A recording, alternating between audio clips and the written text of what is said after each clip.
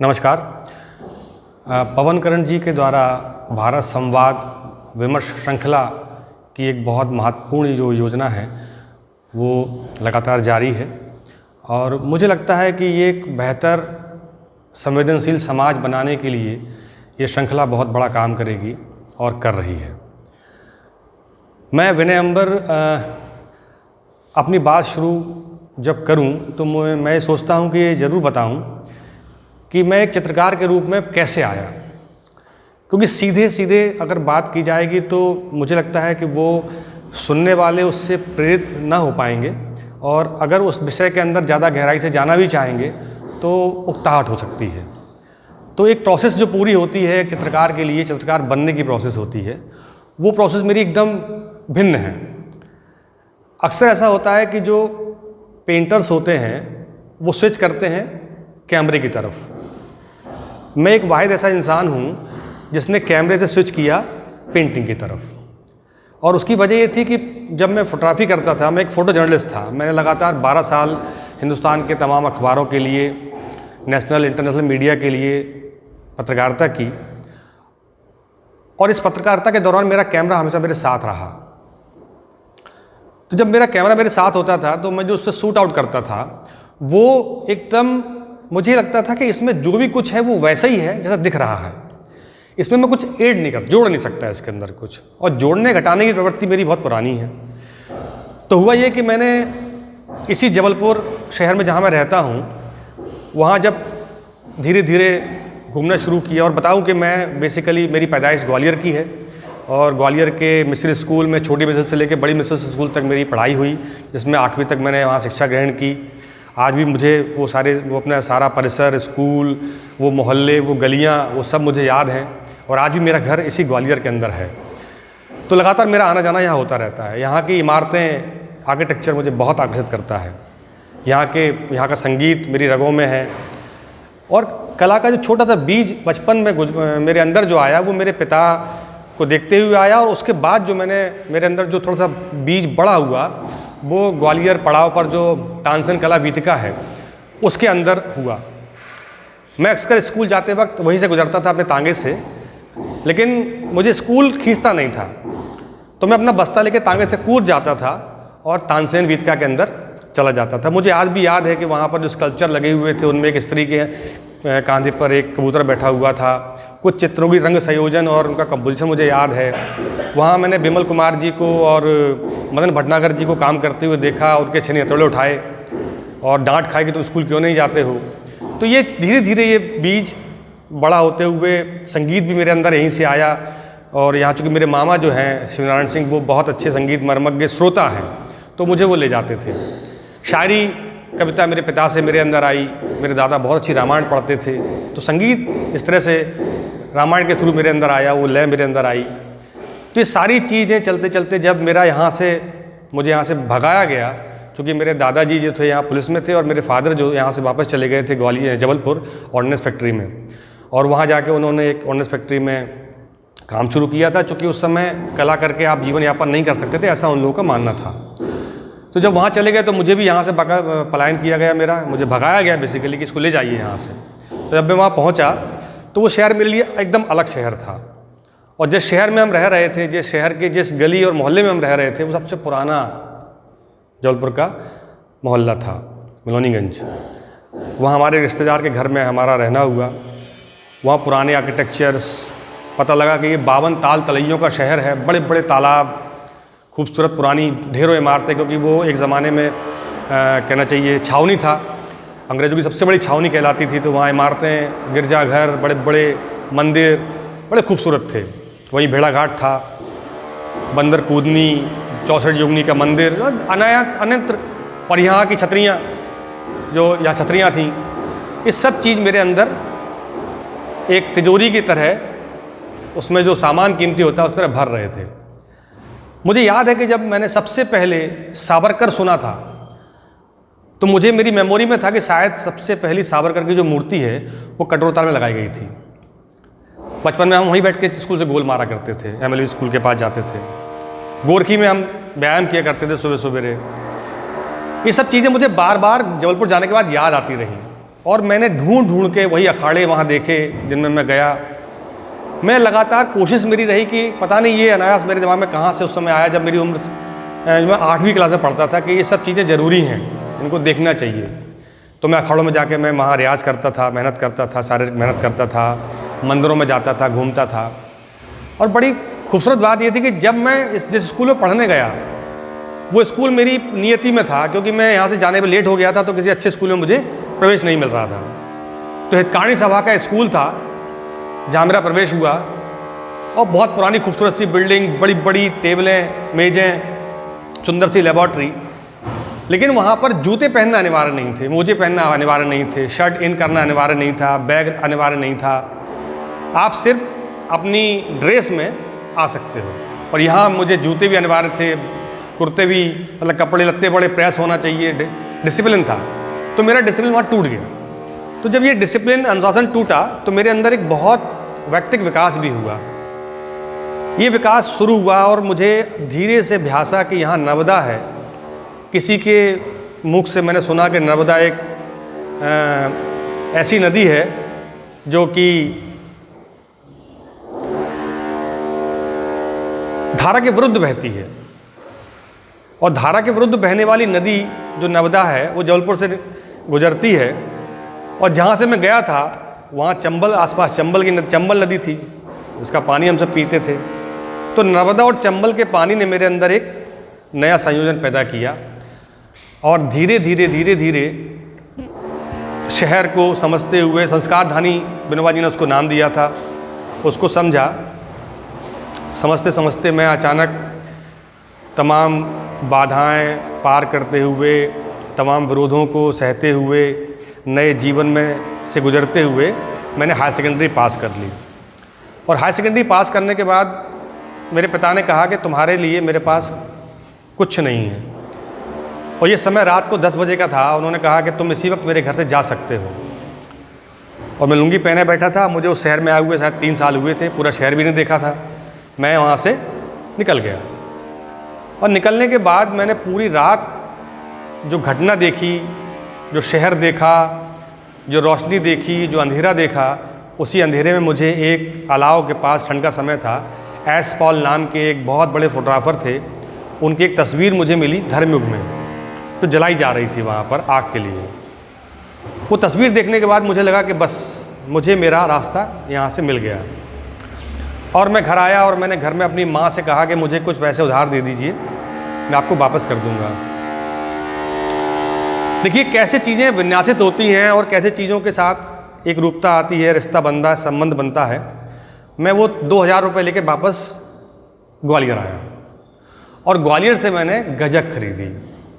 वो गजक मैं वापस लेके गया, और उस गजक, क्योंकि ग्वालियर के वहाँ पर बहुत सारे लोग थे और ग्वालियर की गजक बड़ी फेमस थी, तो वो गजक मैंने 4000 रुपये में बेची। तो मैंने 2000 रुपये कमाए। फिर वो 4000 रुपये लेके वापस आया, और यहाँ से मैंने कट पीस का कपड़ा उठाया, क्योंकि यह कट पीस बहुत सस्ता मिलता था उस समय। वो कट पीस बेचा मैंने। कुल पैसे मेरे पास हुए 9000 रुपये। और 9000 रुपये के बाद मैंने ढूंढना शुरू किया कैमरा। तो मेरे पड़ोस में एक स्टूडियो था, वहीं पर मुझे एक व्यक्ति मिले, बोले कैमरा है निकॉन, आप ले सकते हैं। तो वो 9000 रुपये में मैंने कैमरा ख़रीदा। कैमरा ख़रीदने के बाद उसमें कैसे फ़िल्म लोड होती है, उसके अंदर कैसे और दूसरी प्रक्रियाएँ चलती हैं, शुरू हुई। एक्सपोज करके आया बाहर से। मुझे नहीं मालूम था कि किस तरह से फ़िल्म को वॉश किया जाता है, कोई डार्क रूम होता है या नहीं होता है। मैंने रोशनी के अंदर छत पर वो फ़िल्म वॉश की, वो पूरी काली हो गई। मैं स्टूडियो वाले के पास गया जो मेरे दोस्त थे, उन्होंने पूछा इसको कैसे वॉश किया। मैंने कहा छत पे। बोले बेवकूफ़, इसके अंदर डार्क रूम होता है, इसका एक केमिकल होता है, उसकी एक प्रोसेस होती है। खैर वो चीज़ चली गई, लेकिन उन्होंने मुझे मौका दिया अपने डार्क रूम में जाने का, और मैंने वहाँ पर फ़िल्म प्रोसेसिंग सीखी, कैसे फ़िल्म डेवलप करते हैं, कैसे पेपर पर प्रिंट करते हैं। और 3 से 4 दिन के भीतर वो मेरी प्रक्रिया पूरी हुई। और मेरी दादी उस वक्त जबलपुर आई हुई थी, तो मैंने उनका एक फ़ोटो खींचा, उसको पूरा एक सेट लगा के, और वो फ़ोटो लेके मैं अखबार में गया, उसका नाम था नवभारत। वहाँ मैंने फ़ोटो दी कि ये फ़ोटो मैंने खींची है, आपको उचित लगे तो उसको छापिए। इत्तेफाकन सुबह मेरी फ़ोटो छप गई, उसमें नीचे नाम भी लिख के आ गया मेरा, छाया विनय अंबर। तो वो उस छाया विनिमय ने मेरे अंदर एक तब्दीली पैदा कर दी और मैं अपना कैमरा अपने बैग में रख के साइकिल से निकल गया। और इस बीच थोड़ी थोड़ी चीज़ें सामग्री घर में इकट्ठी हो चुकी थी, डाकरूम बन चुका था और मैंने काम शुरू किया। 1 साल के भीतर मैं जबलपुर का एक जाना माना नाम बन गया। पढ़ाई मैंने छोड़ी नहीं, क्योंकि पढ़ाई मुझे करना ज़रूरी थी, तो मैंने फिर बीएससी कंप्लीट किया। बीएससी कंप्लीट करते करते जिस अखबार में मैं काम करता था, वहाँ के संपादक ने बोला कि यार तुम ये सब क्या करते रहते हो, फोटोग्राफी करते रहते हो, तुम तो पढ़े लिखे इंसान हो, डेस्क पे बैठो। मैं कहा डेस्क पे नहीं बैठूँ, मैं रिपोर्टिंग कर सकता हूँ। फिर मैंने वहाँ से फ़ोटो जर्नलिस्ट के रूप में रिपोर्टिंग शुरू की और रिपोर्टिंग करते करते मैंने 92 तक ये काम किया। देश विदेश के तमाम मैगजीनों में, तमाम जगहों पर मेरे बड़े बड़े समाचार और बड़े महत्वपूर्ण समाचार छपे। अगर आप थोड़ा सा नॉस्टैल्जिया में पीछे जाएंगे तो बहुत सारी ऐसी स्टोरियां हैं जो मैंने कमीशन भी की थी बाद में, जो अभी शायद 8-10 साल पहले की थी। मेरे को प्रेशराइज किया गया कि आपको कुछ स्टोरी करना है मेरे लिए, एक अखबार के लिए। वो स्टोरी ऐसी की थी कि शायद वो पहली स्टोरी थी जो दैनिक भास्कर के फर्स्ट पेज पे बायलाइन छपी थी। मिस्ड कॉल ने बनाया मिस्टर एंड मिसेस। ये पहली खबर थी जिसमें 2 मिस्ड कॉल, जब मोबाइल आए थे उस समय एयरटेल की भी मोबाइल आ रही थी जो उठा के ले जाओ कहीं भी घुमा दो जाके, तो उस पर 2 लोगों का कनेक्शन हुआ। मिस्ड कॉल आया, बातचीत की और दोनों ने एक दूसरे को भी देखा ही नहीं था और दोनों ने तय किया कि हम शादी करना चाहते हैं। दोनों मिले, शादी कर ली। शादी करने के बाद अब ये हुआ कि वो अखबार में जब समाचार छपा तो पूरी दुनिया भर के लोगों ने उन्हें आशीष दिया और उनके बैंक अकाउंट में पैसे डाले कि आप यहाँ जाओ, आप ये करो, आप वो करो, हमारी तरफ से ये करो। लेकिन चूंकि दुर्भाग्य होता है ना कि हर अच्छी चीज़ के पीछे एक बुरी चीज़ भी होती है, वो कपल उस चीज़ को समझ नहीं पाया और 1 साल के अंदर दोनों अलग अलग हो गए। इस तरह से चलते चलते फिर ये हुआ कि मेरे काम के ऊपर लोगों ने बहुत नज़र रखना शुरू की और पॉलिटिकली, सोशली, कल्चरली मेरे पर अटैक होना शुरू हुए। मेरे पर बम भी गिरा, गोलियां भी चली। तो दिमाग में आया कि यार अगर बचेंगे तभी रचेंगे। तो मैंने निर्णय लिया एक दिन के अंदर कि मैं कल से अब पत्रकारिता छोड़ दूंगा। और इस वक्त तक मेरा यहाँ से बीएससी कंप्लीट हो चुका था और बीएफए मैं कंप्लीट कर चुका था पेंटिंग में और मास्टर में जा रहा था। बहुत खूबसूरत दिन थे, बहुत नाम था, पावर थी, जिसको जी रहा था ईमानदारी से। वो मैंने देखा कि जब वो ध्वस्त हुआ तो उस ध्वस्त होने ने समाज को कैसे लिया और समाज ने उसे कैसे लिया। जिस रास्ते गुजरता था, उस रास्ते जहाँ मुझे कॉफ़ी पिलाते थे लोग, मेरी चाहिए चीज़ें दे देते थे, सिगरेट, ये वो, उसी शहर, उसी गली, उसी मोहल्ले में उन्हीं लोगों से सुना, जाने दो, अब ये अपने किसी काम का नहीं है। तो ये जो अंदर से एक परिवर्तन था अंदर जीवन के अंदर, तो जब ये सब सुनने के बाद जब अखबार छोड़ा तो मैंने फटे कपड़े भी पहने, क्योंकि घर में पैसा देता था वो बंद कर दिया। समाज ने, परिवार ने, दोस्तों ने तिरस्कार कर दिया कि अपने काम का नहीं है कोई आदमी। ये सब कुछ करते हुए बहुत अभाव में चलता रहा। मैंने सोचा कि क्यों ना मैं अपने चित्र को, अपने चित्रफलक को अखबार बना दूं। तो फिर मैं अखबार के दफ्तर गया और वहाँ से मैंने अखबार का रोल ख़रीदा जिस पर अखबार छपता है और उस पर मैंने काले कलर से ड्राइंग्स करना शुरू किए, क्योंकि मेरे पास पैसे नहीं थे काम करने के। ये करते करते मेरे 2 साल बीते, मास्टर्स कंप्लीट हुआ। उसी कागज़ पर सस्ते से कैनवास अखबार के पेपर पर मैंने एग्ज़ाम दिया और मैं वहाँ से निवृत्त हो गया। और वो स्टोरी भी मेरी अलग है कि लोग 7 साल में पास करते हैं, मैंने 11 साल में पास किया, क्योंकि मैं एग्ज़ाम नहीं देता था, चला जाता था। मास्टर्स करने के बाद मैं सीधे यहाँ से, मेरे गुरु थे राम मनोहर सिन्हा, जिन्होंने भारतीय संविधान का प्रीएम्बल डिज़ाइन किया है और अंदर के पेज भी डिज़ाइन किए हैं। तो मैंने उनसे बोला कि सर मैं लाइंस पर कुछ काम करना चाहता हूँ और मुझे लाइंस पर ही सीखना है, अभी मुझे लाइंस नहीं समझ में आती क्या होती है।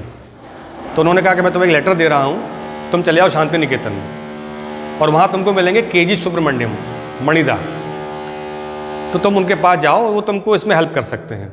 तो वहाँ गया तो उन्होंने मुझे मेरी पेंटिंग देखी और उनको एक तरफ किया, बोले इनको फेंक दो, इनको इस्तेमाल नहीं करना कुछ, क्योंकि अगर तुमने इसका इस्तेमाल किया तो फिर तुम ऐसे ही काम करोगे जो तुम्हें नहीं करना चाहिए।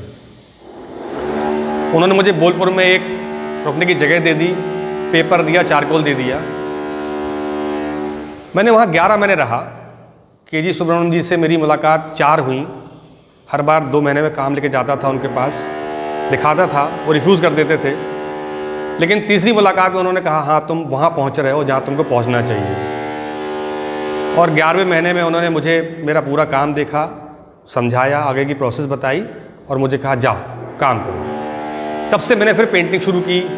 इस बीच काम करते करते मैंने लेफ्ट पॉलिटिक्स में ज्वाइन की, जिसमें बहुत लंबे समय तक काम किया। कई सामाजिक सांस्कृतिक आंदोलनों में भागीदारी की। ये सब देखने समझने के बाद, इतनी दुनिया देखने के बाद मुझे लगा कि हाँ अब मैं चित्र बना सकता हूँ। चित्रकार नहीं बन सकता लेकिन चित्र बना सकता हूँ। फिर मैंने चौराहों पर बड़े बड़े कैनवास लगाए, पब्लिक के बीच में काम किया, ताकि मेरे अंदर वो कॉन्फिडेंस पैदा हो जिसके लिए मैं शांति निकेतन गया था, लाइन के लिए। ये सब करते हुए मेरा पहला जो शो जब मैंने किया तो वो कागज़ पे ही था। और कागज़ पे जब शो किया तो वो जबलपुर में किया। वहाँ मेरे गुरु राम मनोहर सिन्हा जी, वेगड़ जी, हरीश श्रीवास्तव जी सब लोग आए और उन्होंने मेरे काम को अलग ढंग से देखा और अप्रिशिएट किया। इसी बीच मेरी दोस्ती कविता से हो जाती है और कविता से मेरी दोस्ती कराता है मेरा एक दोस्त था जो अब दुनिया में नहीं है, शांतनु लोध। बोले तुम कविता पढ़ते रहते हो, तुम कविता का इस्तेमाल नहीं करते हो, तुम कविता को अच्छे से नहीं पढ़ते हो, तुम दोबारा पढ़ो। तो पास की कविता लगातार चल रही थी मेरे साथ, कविताओं का बड़ा भंडार था, तो पास से शुरू की कविता पढ़ना और पढ़ते पढ़ते एक ऐसी दुनिया बनी कि मुझे लगा कि हाँ अब मैं जहाँ जाना चाहता था फिर और वहाँ पहुँच गया, एक आगे बढ़ गया। तो मेरी बेसिक पेंटिंग शुरू हुई कविता पोस्टर से। मैंने चित्र गैलरी के लिए नहीं बनाए, न शो करने के लिए बनाए, मैंने कविता के लिए चित्र बनाए। तो कविता की जो श्रृंखला चली उसमें आप पीछे चले जाएं तो महादेवी वर्मा से लेके, निराला से लेके, दिनकर से लेके यहाँ शुरू करते करते पास, नीलाव, पवन करण जी, धूमिल पर एक लंबी श्रृंखला की, बहुत लंबी श्रृंखला की, करीबन 200 पोस्टर की श्रृंखला की।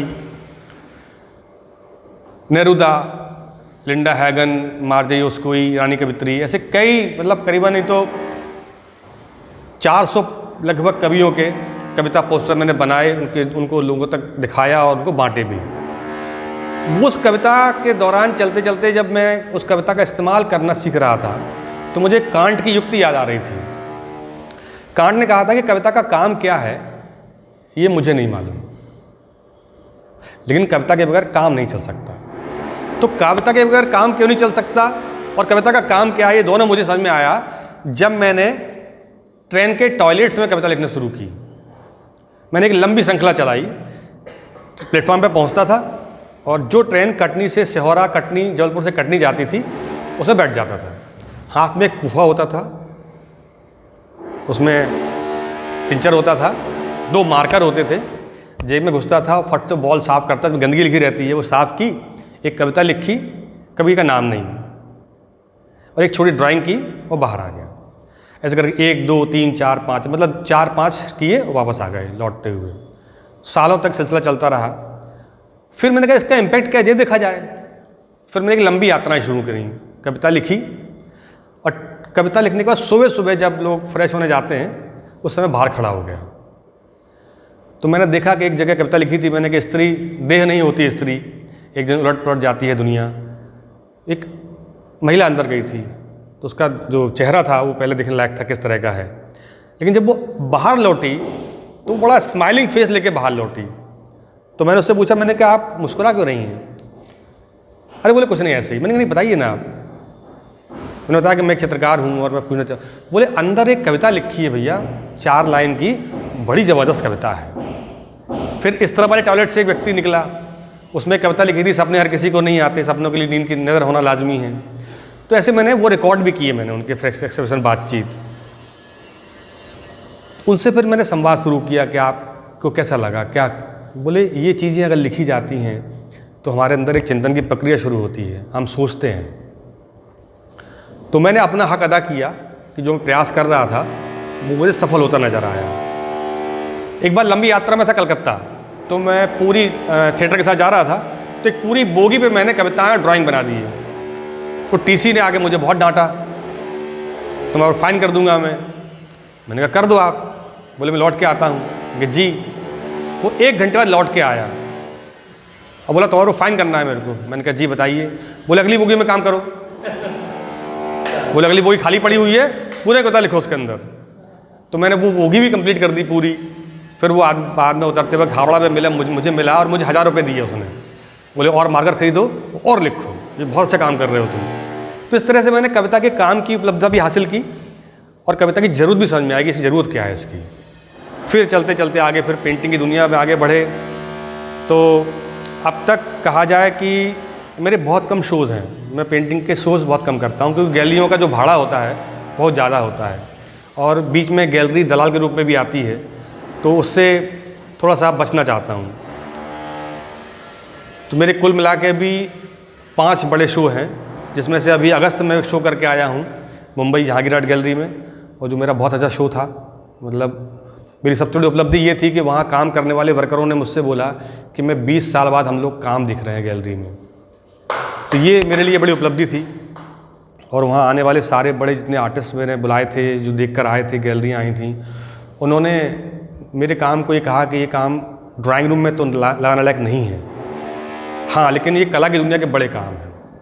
और ये जब लोगों तक बात पहुंची तो उस कला के बाज़ार ने भी मेरे दरवाजे पर दस्तक दी कि आपसे मिलना है, बात करना है, आपके काम देखना है। और ये छोटी सी जीवन की छोटी सी एक वो थी, क्या बोलते हैं, गलियां थी जहाँ से घूम के हम यहाँ तक पहुँचे।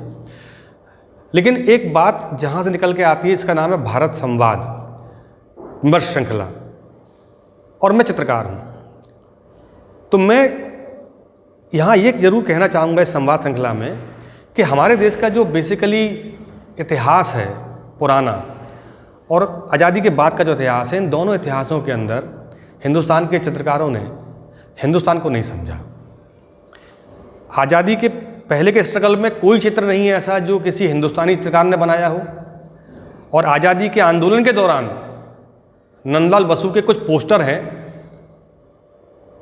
जो गांधी जी के कहने बनाए थे, उसके अलावा और कोई बड़ी उपलब्धि हिंदुस्तान के चित्रकारों के द्वारा बनाए चित्र उस परिप्रेक्ष्य में नहीं है जो आज़ादी के पहले या आज़ादी के बाद की स्थिति को दिखा सके। और अमूमन हम हिंदुस्तान के उन लोगों पर भी इस पर आक्षेप रखता हूँ मैं कि जो हमारे बहुत लीजेंड लोग थे, जिनमें बड़े बड़े लेखक थे, बड़े संपादक हुआ करते थे, उन्होंने भी इस तरफ बहुत रेयरी ध्यान दिया। उन्होंने भी एक उस तरफ ध्यान दिया जो उठ रहा है उससे उठाया जाए, लेकिन जो भीतर गली में कहीं बैठा हुआ है, बड़ा काम कर रहा है छोटे शहर का, उसको वो तरजीह नहीं दी गई।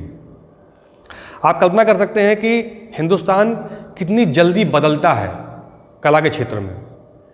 1947 में CIA एक कॉन्स्पिरेसी करता है यहाँ पर कि किस तरह हिंदुस्तान से यथार्थवादी कला को धीरे से अलग किया जाए, क्योंकि यथार्थवादी कला जो होती है वो मनुष्य को संवेदनशील बनाती है, उसको सोचने के लिए मजबूर करती है, उकसाती है। तो CIA ने बहुत बड़े प्लान के तहत सबसे पहले मुंबई में इससे शुरुआत की हिंदुस्तान के अंदर, और ये डॉक्यूमेंटेड है। एक जो ग्रुप बना था peg, progressive painters progressive painters association था जो पैग, उसने जो ग्रुप बनाया, और जिसने ग्रुप बनाया था वो गोवा कम्युनिस्ट पार्टी का फाउंडर मेंबर था सूजा। सबसे पहले उन्होंने उस आदमी को तोड़ा और उन्हें अमेरिका के अंदर उनको बहुत अच्छी स्कॉलरशिप दी और ले गए। और जो सूजा आदमी और इंसानों के चित्र बनाते थे, गिरते हुए गिरजाघर के चित्र बनाते थे, वो वहाँ जाके उस दुनिया में चले गए जहाँ बिक्री शुरू हुई और उनसे कहा गया कि आपको तो यही चित्र बनाना है, ये नहीं बनाना, क्योंकि ये बिक रहा है। और वो एक दुनिया में चलते चलते वहाँ गए। उसके बाद फिर रजा साहब को भी स्कॉलरशिप मिली और वो पेरिस चले गए। इसमें आरा को लोग भूल गए, हैबर को लोग भूल गए, गायतोंडे यहीं रहे। गायतोंडे जो पूरी तरह से फिगरेटिव पेंटर थे वो भी अमूर्तन में चले गए, और धीरे धीरे हिंदुस्तान के अंदर अमूर्तन का प्रभाव एकदम से बढ़ गया, और उसमें मध्य प्रदेश अभी सबसे ऊपर है। यहाँ हर दूसरा चित्रकार, हर तीसरा चित्रकार जो है एब्स्ट्रैक्ट पेंटिंग करता है। आप सोचिए कि जिस प्रदेश के अंदर चिंचालकर, देवलालीकर, हुसैन, बेंद्रे, राजपूत साहब, यहाँ जो राजपूत साहब थे, यहाँ जो बासवानी साहब थे वॉश पेंटिंग करते थे, ऐसे तमाम चित्रकार जिस देश ने दिए हों, जिस प्रदेश ने दिए हों, उस प्रदेश से फिगर एकदम से ख़त्म हो गया। और इसमें बड़ी भूमिका बार बार रजा साहब के हिंदुस्तान आने से और ज़्यादा, क्योंकि रजा साहब के ऊपर एक अवार्ड हो गया और उस अवार्ड की प्रक्रिया थी कि इसमें अमूर्तन चित्र चाहिए है। तो वो अमूर्तन चित्र की ज़रूरत ने आज हमारे सारे महाविद्यालयों को अमूर्तन स्कूल बना दिया है, क्योंकि फिगर पे काम करने के लिए आपको प्रैक्टिस चाहिए, रियाज चाहिए है। वो रियाज ख़त्म हो गया और वो रियाज सिर्फ टेक्निकल, हाथ में आप चित्र ब्रश से नहीं बनता, आप चित्र कई जगह तकनीक से बनता है। तो धीरे धीरे हमारे यहाँ तकनीक इतनी हावी हो गई और अमूर्तन इतना हावी हो गया कि CIA की जो प्रोसेस थी, उसको जो काम करना था वो सफल हो गया। अब कहने का मतलब ये है कि हम आज के दौर में किस तरह की कला को, किस तरह के कला संसार को समझने की कोशिश करते हैं और कला है क्या। राजा रवि वर्मा को सब गाली बकते हैं, लेकिन राजा रवि वर्मा वही व्यक्ति थे जिन्होंने हिंदुस्तान के अंदर फिगर रखा और अपनी कल्पना से तमाम वो चित्र बनाए जो आज हम तमाम धार्मिक और सांस्कृतिक विरासत के रूप में रखे बैठे हैं। हम हुसैन को बहुत कम तरजीह देते हैं, क्योंकि उनका निष्कासन या उनका पलायन जो देश से हुआ, उसके पीछे कोई बड़ी वजह नहीं थी। उसके पीछे हुसैन के चित्र नहीं थे। हुसैन के चित्र के पीछे एक विचारधारा थी, जिस विचारधारा ने हुसैन को टारगेट किया और उनके किसी चित्र में वो चीज़ें नहीं हैं जो उन पर थोपी गई। जिस मूर्ति का चित्र उन्होंने बनाया था, जिसको सरस्वती कहते हैं, वो आज भी खुदारों में लगी है। जब कोई भी एक अजनबी या एक कला का छात्र भी उसको ड्राइंग करने जाएगा ना, तो वैसे ही बनाएगा उसको, जैसा उन्होंने बनाया था। उसको नग्न बता दिया। एक आपको याद होगा विचार मीमांसा एक मैगजीन आई थी, उसका सिर्फ एक ही अंक आया था और वो अंक सिर्फ हुसैन पे था। उसके संपादक डॉक्टर नागपाल थे और वो अंक में पूरा अंक हुसैन के खिलाफ था। और पूरा जब अंक वो बाज़ार में आया और वो हाथों हाथ बिक गया और नागपाल साहब UGC के डायरेक्टर बन गए, उनका काम उनकी उपलब्धि उनको मिल गई और हुसैन को टारगेट करके धीरे धीरे यहाँ से निकाल दिया गया। जबकि सही मायने में कहा जाए तो हुसैन हिंदुस्तान के वो पैरोकार हैं, वो टीचर हैं, वो आर्टिस्ट हैं जिन्होंने हिंदुस्तान की आर्ट को पूरी दुनिया में इस्टेब्लिश किया कि भारतीय कला के नाम पे आप क्या दे सकते हो। अब ये बड़ी किंवदंती है, बड़ा एक इसमें विमर्श हो रहा है कि भारतीय कला है क्या। तो कुछ मर्मज्ञ और कुछ बुद्धिजीवी चित्रकार हमारे यहाँ हैं जो ये कहते हैं कि हिंदुस्तान के अंदर हुसैन ने जो चित्र बनाए वो लौकिक अलौकिक कथाओं पर बनाए। यानी कि उन्होंने महाभारत को चित्रित किया, उन्होंने रामायण को चित्रित किया और इस तरह से हुसैन कोई महत्वपूर्ण चित्रकार नहीं है। दो बड़े विरोधाभासी शब्द हैं। एक कहता है कि आप अपनी परंपरा को, अपनी संस्कृति को, अपने आर्किटेक्चर को देखें। एक कहता है कि आप गरीब आदमी को देखें, संघर्षरत व्यक्ति को देखें। इन दोनों के बीच का जो द्वंद्व है, जब हम ये चित्र बनाते हैं कि ये गरीब आदमी है तो एक व्यक्ति कहता है कि ये गरीबी बेचता है। जब हम बनाते हैं, कोई सांस्कृतिक चित्र बनाते हैं या अपने कोई परंपरा का चित्र बनाते हैं, तो बोला जाता है कि ये एक अलौकिक कथा बनाने वाला चित्र है और इसके अंदर ना तो कोई आधुनिक और ना कोई समकालीन तत्व है। और ये जो एक विलक्षण शब्द निकाला है समकालीन, ये बाजार ने दिया आपको। और इस पूरे बाजार ने कुछ ऐसे विलक्षण कला समीक्षक भी दिए, हिंदी में खासकर, कि मैं साफ साफ कह सकता हूँ कि पूरी हिंदुस्तान की पूरी हिंदी पट्टी के जो चित्रकार हैं और जो हिंदी पट्टी के कला समीक्षक हैं, उन्होंने हिंदी पट्टी की कला को बर्बाद कर दिया। किसी भी आलोचक ने जिस तरह की आलोचना कला की होती है, समीक्षा होती है, नहीं की। का की पेंटिंग जैसी है वैसी लिखा खा की पेंटिंग के बारे में, जैसी गा की पेंटिंग है वैसी लिखा खा की पेंटिंग के बारे में, उसमें कोई अंतर नहीं। और लिखने के पहले एक लंबी सी भूमिका जिसमें किसी विदेशी चित्रकार का या विदेशी लेखक का या विदेशी समीक्षक का कोट, तो हर बार हिंदुस्तान के आदमी को तौला गया, कांत किसकी से तोलो, हुसैन से तोलो, सॉरी पिकासो से तोलो, मोनेट से तोलो, माने से तोलो, वैन गॉग से तोलो। उसकी वजह थी कि एक खाली थे, ये जो लेखक हैं या जो कला समीक्षक हमारे यहाँ हैं, ये बिल्कुल खाली हैं और खाली थे। इन्होंने कोई पढ़ाई नहीं की, किसी तरह की कोई, हमारे सब्जेक्ट होता है आर्ट हिस्ट्री, इन्होंने हिस्ट्री ऑफ आर्ट पढ़ी है बट इन्होंने आर्ट हिस्ट्री नहीं पढ़ी, और इसी कारण पूरे हिंदुस्तान की कला का जो स्तर नीचे आया है उसकी वजह यही थी। अब आप कल्पना करिए कि कवि होना बहुत अच्छी बात है, आप कविताएं लिख सकते हैं, आप उतनी संवेदनशीलता से आप कविताएं सुना सकते हैं और समाज को समझ सकते हैं, लेकिन एक कवि जब एक चित्रकार पर अपनी बात लगता है तो किस तरह लिखना चाहिए उसको, वो कविता की तरह ही चित्र देखता है और कविता की तरह चित्र की समीक्षा करता है, और इसकी वजह है उसको कला के ऐतिहासिक दृष्टिकोण का कोई भान और ज्ञान नहीं है, उसे लकीरों की परिभाषा नहीं मालूम, उसे टेक्सचर का इफेक्ट नहीं मालूम, उसे भाव का ध्यान नहीं है उसको। सारे आर्टिस्टों को इन 4-5 कला समीक्षकों ने शुरुआत से ही इनके अंदर आध्यात्मिक पुट है, तो सारे के सारे चित्र आध्यात्मिक चित्र बना रहे हैं, ऐसे कैसे संभव है? तो अब जब कला की दुनिया में रहते हैं, बात करने का कारण ये है कि जब हम कला की दुनिया में रहते हैं और चित्र बनाते हैं तो हमें इनसे जूझना पड़ता है, क्योंकि कहीं ना कहीं ये चित्र इनके सामने जाते हैं और हमारे चित्रों की जो मूल्यांकन क्षमता है वो एक अलग ढंग से होती है। या तो आप गैलरी आपके पेंटिंग्स बड़े पैसे में खरीदे तो आप महान हैं, या लिख दे तो महान है, इसके अलावा आपके चित्र की कोई महत्ता नहीं है।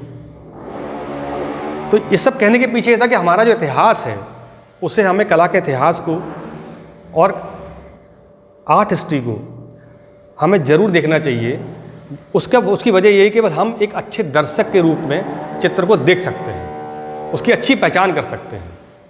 और जितना आप अमूर्तन को देखेंगे तो उसके लिए एक शब्द कहा जाता है, टीचर बोलता है अरे आनंद लो, चित्र का आनंद लो, चित्र बनाओ, आनंद बनाओ। जिस वक्त मेरे पेट में रोटी नहीं है, मेरे पास काले रंग का कोयला है और एक दीवार है, मैं उसमें आनंद कैसे चित्र बना सकता हूँ? आनंद के लिए मेरा तो फ्रस्ट्रेशन है, मेरी परेशानी है, सामने वाला भी भूखा है, मैं भी भूखा हूँ। इस बीच में जो चित्र बनाऊंगा उसमें आनंद कैसे ले सकता हूँ? तो आनंद वही ले सकता है। मज़ेदार बात है कि आनंद लेने वाले भी हम सब मध्यम वर्गीय लोग हैं। जो चित्र बनाने आ रहे हैं सब मध्यम वर्गीय हैं, उसमें से कोई भी हाई प्रोफाइल बच्चा नहीं आता चित्र बनाने के लिए। उससे कहते हो कि आनंद लो, उससे आपने कभी नहीं कहा कि जाके देखो, बाहर घूमो, अनुभव करो। वो कहता है स्टूडियो में जाओ, वो काम करो। तो धीरे धीरे वही मैंने कहा कि यथार्थवादी कला का जो क्षीण हुआ हमारे यहाँ हुआ, उससे हमारी कला का जो औरा बनना था वो वैसा नहीं बन पाया जैसा बनना चाहिए था। क्योंकि हुसैन के जाने के बाद आज की तारीख में कोई ऐसा दूसरा व्यक्ति नहीं आ रहा है सामने जिसे कहा जाए कि ये इसको देखो ज़रा, इससे बात करो ज़रा। ये पूरी दुनिया बदल गई है। अब इस बीच मैं थोड़ी सी अपनी बात फिर करूँगा कि जब मैं चित्र बना रहा था तो मेरे पास ऊब भी थी, ऊब कितने दिन चित्र बनाएंगे। तो एक दिन फ़ोन आता है कि यार मेरे नाटक के लिए कुछ चित्र बना दो, कुछ सेट बना दो, तो वहाँ चला गया। ये बात शुरुआत की है। जो सीखने के, समझने के जो गढ़ हैं वो यही सब है। वो थिएटर से मैंने सीखा, जब मैं उनके लिए कॉस्ट्यूम करता था, डिज़ाइन करता था, पूरा स्टेज क्राफ्ट करता था, वो सीखा। वहाँ से चित्रों के अंदर वो सारे विषय आए जिनकी अनुभूति हम सिर्फ सोचते थे, करते थे। फिर मैंने संगीत भी सीखा। संगीत में मैंने वायलिन बजाया और मैंने वायलिन बजाते बजाते कोशिश की कि इस फील्ड में चला जाऊं, लेकिन वहाँ बहुत लंबे समय तक बैठना पड़ता था रियाज करने के लिए, तो ऊब ने वहाँ से नकार दिया। वो छोड़ के आया। लेकिन मैंने लगातार फिर संगीत पर लिखा। 12 साल मैंने संगीत प्रस्तुतियों पर लिखा, जो तानसेन, रायगढ़, मैहर, इन सबको सुनना, बैठना, बात करना, इन पर खूब काम किया। और इस अब जाके सारी चीज़ें मिला के मेरे चित्रों के अंदर वो सारी चीज़ दिखती हैं कि उसमें उस चित्र में आपको संगीत भी दिखेगा, उसके अंदर आपको एक जो सामाजिक विन्यास है आंदोलन का या कल्चर का वो भी दिखेगा, आपको आर्किटेक्चर भी दिखेगा आपको। कुल मिला के समकालीनता का जो अर्थ है वो मेरे चित्रों में इतनी बड़ी लंबी यात्रा करने के बाद ही सामने आया। और मैं मानता हूँ कि लगातार जो कला महाविद्यालयों से जो लोग कम होते जा रहे हैं, बच्चे कम होते जा रहे हैं, वो प्रोडक्ट नहीं आ रहा है, उसकी वजह एक ही है केवल कि हमारे यहाँ पढ़ने की परंपरा शुरू से नहीं थी। किसी भी टीचर ने कॉलेज में नहीं बोला कि बेटा किताब पढ़ो, किसी ने नहीं बोला कि बेटा कविता पढ़ लो, कहानी पढ़ लो। इसी एक बड़ा मजेदार वाक़या याद आया कि एक बड़े मास्टर पेंटर हैं ए रामचंद्रन, दिल्ली में रहते हैं। सुप्रिया जी मेरी जो पत्नी है वो उन पर PhD करना चाह रही थी, तो उनसे मुलाकात कैसे हो, तो मेरे टीचर थे हरीश श्रीवास्तव जो उनके क्लासमेट थे शांतिनिकेतन में, उनके थ्रू उनसे बातचीत हुई। तो जो पहला वाक्य उन्होंने बोला फ़ोन पे ए रामचंद्रन ने कि मैं नॉर्थ इंडियन पेंटर से बात करना अपने समय को बर्बाद करना समझता हूँ। तो उन्होंने कहा नहीं आप, मैं इनका नंबर दे रहा हूँ, आपसे बात करेंगे, आप 10 मिनट का समय दे दीजिए, उसके बाद इनको छोड़ दीजिए, अगर आपको नहीं लगता तो फिर मत करिए बात। हम दोनों पहुँचे, 10 मिनट का समय दिया था उन्होंने। 10 मिनट बात करने के अलावा हम लोग 6 घंटे बैठे, 6 घंटे सतत उनसे बात चलती रही, कविता की, कहानी की, तमाम सारे आंदोलनों की, दुनिया भर की। और फिर हमने कहा सर आपका समय बहुत ले लिया, हम विदा करते हैं। तो तत्काल फ़ोन के पास आया, बोलते क्या ये दोनों हमको नॉर्थ इंडियन नहीं लगते। तो पूछे क्यों, बोले ये पढ़ते लिखते भी हैं। तो बोले दिल्ली में या हिंदी पट्टी में इतने चित्रकार हैं, मैं उनसे 2 लाइन के बाद 3 लाइन नहीं समझ आती, क्या बात करूं उनसे, क्या पूछूं इनसे। क्योंकि वो खुद चित्रकार जब बने तो उसके पहले गायक थे, लेफ्ट पार्टी में मेंबर थे। उनके जो सबसे ज़्यादा इंस्पायर किया उन्होंने बशीर साहब ने किया, जो वहाँ के बड़े लेखक थे। वो कहते हैं कि मेरे चित्र प्रेमचंद की कहानियों की तरह हैं और इतनी सरल चित्र होना चाहिए कि उसे कोई भी पढ़ ले।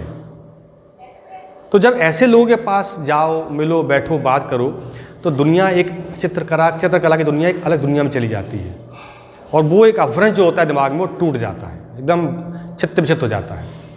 अभी पिछले दिनों जब रशिया ने यूक्रेन पे युद्ध किया तो मैंने एक बड़ा कैनवास चौराहे पे लगा के पेंट किया।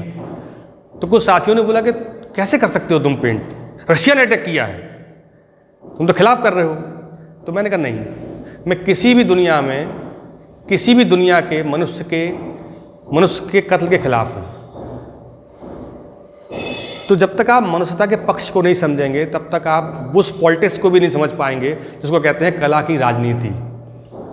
तो बेसिकली मैं कला की राजनीति करता हूँ और मेरा जो कैनवास है वो आज भी अखबार की तरह काम करता है। और मैं उसका संपादक हूँ, मैं उसका राइटर हूँ, मैं उसका रिपोर्टर हूँ, मैं उसका कैमरामैन हूँ। और ये मेरी सबसे बड़ी, मैं इसको सफल उपलब्धि मानता हूँ कि मैंने वो, क्योंकि क्या होता है बंदर जो होता है ना गुलटारी खाना नहीं छोड़ता। मैं आज भी चलते फिरते रोड पे मुझे खबरें दिखती रहती हैं। मैं फ़ोन करता हूँ लोगों को, यार देखो जाके देख लो खबर ऐसी है, वहाँ वैसा हो गया, वो ऐसा हो रहा है, ये ऐसा हो रहा है। इससे मैं निकल ही नहीं पाता, क्योंकि जब आप संवेदना के उस स्तर पर पहुँचते हो, जब आप बहुत सबसे निचले तबके आदमी तक पहुँच जाते हो ना, तो फिर आपको कैनवास पर रंग लगाने में तकलीफ़ होती है, क्योंकि वो महंगा आता है, रंग बहुत महंगा आता है। कैनवास पर हम पेंटिंग नहीं करेंगे तो गैलरी वाले खरीदेंगे नहीं, बायर नहीं खरीदेगा। क्यों?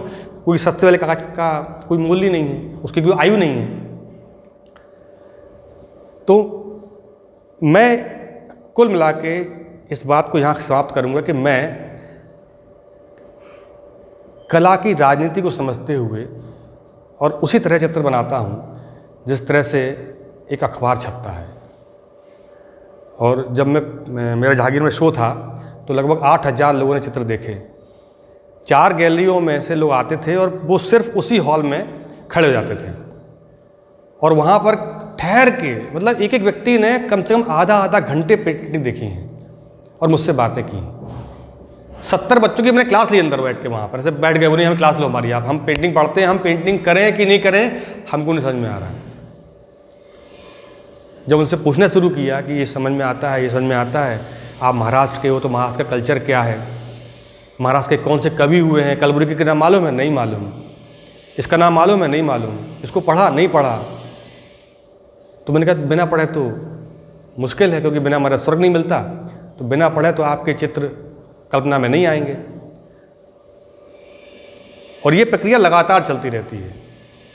जब भी मैं कहीं गया हूँ तो मेरे सामने सबसे बड़ा जो दीवार आई है वो बच्चे आए हैं जो कॉलेजों में पढ़ते हैं, जो 5 साल 7 साल खर्च करते हैं। एक डॉक्टर 7 साल में डॉक्टर बन जाता है, इंजीनियर बन जाता है, लेकिन पेंटर नहीं बन पाता। दूसरा एक बड़ा और पक्ष है कि हमारे यहाँ जितने भी साहित्यकार हैं, जो बड़े बड़ी किताबों के संपादक हैं, उन्होंने भी हमारी कला का इस्तेमाल किया, ऊपर कवर को सजाने के लिए और अंदर जो फिगर बैठे हैं जहाँ पर स्पेस खाली है वहाँ एक स्केच लगाने के लिए। मुझे नहीं मालूम कि मुझे जितनी मैंने पढ़ा है किसी भी लिटिल मैगजीन ने किसी चित्रकार के चित्र पर कोई लेख छापा हो, नहीं छापा। इतना विद्रोही चित्रकार हमारे देश में एक है सैवी सावरकर, उसको कॉलेज से निकाल दिया, उस पर केस चला 12 साल, रेप का इल्ज़ाम लगा दिया। मतलब आप कल्पना नहीं कर सकते इस तरह चित्रकार है वो। उसको कोई तरजीह नहीं देता, उस पर सिर्फ इल्ज़ाम लगाते हैं लोग कि ये ऐसा है, ये ऐसा है, ये ऐसा है। तो चूँकि ये बात कहने का कारण ये था, कला के बारे में बात करने की, अपने बारे में तो बात मैंने कम की क्योंकि मैं नहीं करना चाहता, लेकिन ये जो बात मैं कर रहा हूँ इसलिए कर रहा हूँ कि भारत संवाद विमर्श श्रृंखला है जिसके अंदर बहुत सारी चीज़ें आ रही हैं, बहुत सारी चीज़ जा रही हैं और लंबा संवाद है। अब ये जो प्रक्रिया है, लिटिल मैगजीन वाली प्रक्रिया है, मुझे तमाम लोगों ने कहा कि आपने चित्र दीजिए, तो मैंने कहा मैं अपने चित्र दूंगा, क्यों दूंगा आपको ये बताओ मुझको पहले। बोले कर्व छापेंगे, आपका नाम छाप देंगे। तो मैंने इससे मुझे क्या मिलेगा? आप अपनी कविता को पढ़वाने के लिए किताब छाप के उसका मूल्य ले लेते हैं, उस मूल्य का 5%, 1%, आधा % भी मुझे मिलेगा। अरे आपको क्या ज़रूरत है? तो मैंने कहा आपको फिर किताब निकालने की ज़रूरत क्या है? दोनों चीज़ें हैं, क्योंकि जिस तरह से आप काम कर रहे हैं उस तरह से हम भी काम कर रहे हैं। अगर मैं कविता पोस्टर बनाता हूं तो उस कविता पोस्टर की जो लागत आती है वो खर्च तो मैं ही करता हूं ना। एक चित्र बनाता हूं तो वो चित्र सतत प्रक्रिया है, मुझे रोज काम करना है, चित्र बिके या न बिके। आप सोचिए कि एक चित्रकार के चित्र बिके या न बिके, लेकिन उसको चित्र रोज बनाना है, उसको कैनवास खरीदना है, पेपर खरीदना है, कलर खरीदना है, ब्रश खरीदना है, टूल्स खरीदना है, फिर पैक करके रखने के लिए वो सामग्री खरीदना है। इतना सब करने के बाद भी अगर एक चित्रकार कविता पोस्टर पर काम कर रहा है और पब्लिक को फ्री बांट रहा है, लगाओ, दिखाओ, चिपकाओ, तो उस भूमिका को भी इस देश के लिटिल मैगजीन के संपादकों और कवियों ने बहुत मामूली तरीके से लिया। जिसकी कविता है ना उसके प्रति वही संवेदनशील है, बस जिस पोस्टर पर उसकी कविता है ना वही संवेदनशील है उसके प्रति, दूसरा नहीं है। ऐसी शो लगा हुआ था तो 2 कवि वहाँ घूम रहे थे, तो वो सिर्फ अपनी कविता पढ़ के दिख रहे थे बैठ के ऐसे कर करके। मैंने कहा जी बाजू में लगे हैं ये सब कौन है? बोले यार हम तो अपनी हमने कहा यही चीज़ जो है ना हमारे सामाजिक आंदोलनों को बर्बाद कर देती है, हमारे सांस्कृतिक आंदोलनों को तोड़ देती है। इसी तरह से हमारे चित्रकारों के साथ है। आप कल्पना करें कि हमारे देश के सबसे बड़े और विद्रोही चित्रकार जो कहलाते थे वो पिछले दिनों मन की बात पे शो कर चुके हैं, बड़ा ग्रैंड शो दिल्ली में, और उनको बाकायदा प्रोत्साहित किया गया और बोला गया कि आप जो एक बड़ा सा वो बन रहा है, क्या बोलते हैं, गंगा म्यूजियम, उसके लिए आप चित्र बनाएं। इतने प्रेशर, ये प्रेशर तो बहुत लोगों के ऊपर होता है, लेकिन इस प्रेशर को वो लोग तो झेल लेते हैं जो अपने विचार के प्रति ईमानदार हैं, या जिनके खर्चे कम हैं, लेकिन वो नहीं झेल पा रहे हैं। जो बड़े मेट्रो शहर में रह रहे हैं उनको तो तुरंत जी। तो एक पूरी की पूरी बड़ी पीढ़ी जो थी, जिसको देख के हम बड़े हुए थे, जिसको देख के हमें लगता था कि हाँ ऐसा हम काम करेंगे, ये महत्वपूर्ण चित्रकार, इसके रास्ते पे चलना चाहिए, इस दौरान सब ध्वस्त हैं। और पॉलिटिकली पूरा सिनेरियो हमारा करप्ट है। जिन आर्ट कॉलेजों के अंदर, आप छोटी सी बात है कि मध्य प्रदेश में 5 कॉलेज हैं, आर्ट कॉलेज है 5, इसमें धार, ग्वालियर, जबलपुर, खंडवा और इंदौर। आप कल्पना करेंगे कि जबलपुर और इंदौर के आर्ट कॉलेजों को रात में खाली कराया गया है। जिन बिल्डिंगों में वो लग रहे थे, उन बिल्डिंगों में से रातों रात खाली कराया गया। ये बहुत महत्वपूर्ण बता रहा हूँ बात आपको। क्यों खाली कराया गया? क्योंकि इंदौर के आर्ट कॉलेज की ज़मीन बहुत अरबों की थी, तो खाली कराओ इसको।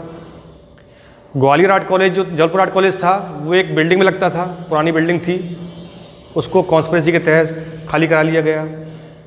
खंडवा कॉलेज ने, अभी खंडवा कॉलेज को जगह मिली है, वो भी ऑडिटोरियम के नीचे मिली है उसको। जबलपुर आर्ट कॉलेज, ऐतिहासिक कॉलेज, एक ऑडिटोरियम के बेसमेंट में लग रहा है। टीचर के अलावा प्रिंसिपल नहीं है वहाँ पर कोई भी। सब यूपीएससी से पास आउट जो महाविद्यालयों में टीचर है ना, वहाँ प्रिंसिपल बन गए हैं। और आदेश है कि आप, लिखवा लिया गया है कि आप किसी चीज़ का विरोध नहीं कर सकते। आपको क्लास के अंदर जो चित्र बनाना है, वो चित्र वैसे ही बनना है जिस के लिए पैक ग्रुप बना था आर्टिस्टों का। यानी कि कलकत्ता में बंगाल स्कूल ऑफ आर्ट के अंदर जो चित्र बनाए जाते थे, पहले देवी देवताओं के चित्र बनाते थे, इसलिए उसको राष्ट्रवादी कला विद्यालय कहा जाता था। उसको तोड़ने के लिए ही पैक बना था कि नहीं, इसको तोड़ो, नएपन से काम करेंगे, नई दुनिया देखी जाएगी। वो सारे सिनेरियोज वापस मध्य प्रदेश के अंदर पिछले 20 साल से चलते चलते यहाँ तक पहुँच गए हैं कि पूरे बच्चों का भविष्य अंधकार में है। कई बार बात की, कई बार बात पहुँचाई गई, लेकिन उसका कोई असर नहीं हुआ। और सबसे बड़ी बात यह है कि सरकार इतना खर्च कर रही है कल्चर पर, इतना खर्च कर रही है कि वो कौन से कल्चर पर खर्च कर रही है, ये भी हमें किसी को नहीं मालूम। तो इस बहाने, इस संवाद श्रृंखला के बहाने मैंने सिर्फ ये बात कहने की कोशिश की कि मेरा चित्रकार होना है, मेरी चित्रकार की यात्रा होना महत्वपूर्ण नहीं है, लेकिन इस सोसाइटी के अंदर, समाज के अंदर जो कुछ चल रहा है कला को लेके, कला के साथ, कला के विरोध में, कला के पक्ष में, वो सब बड़ा अपभ्रंश में है। कोई सीधी लकीर नहीं खींच पा रही है। पिछले 70 साल में हिंदुस्तान की कला को लेके कुछ नहीं हुआ। जो हुआ है वो सिर्फ पश्चिम की हमने नकल की। हमारा एक नया वो आया, फॉर्मेट आया, इंस्टॉलेशन। तो पता पड़ा कि हमने एक बड़ी सी गैलरी के अंदर बड़ी बड़ी नाव रख दी, बड़े बड़े मटके टांग दिए, हमने बहुत बड़ा एक स्टील का पेड़ बना दिया। अब उसकी यूटिलिटी क्या है?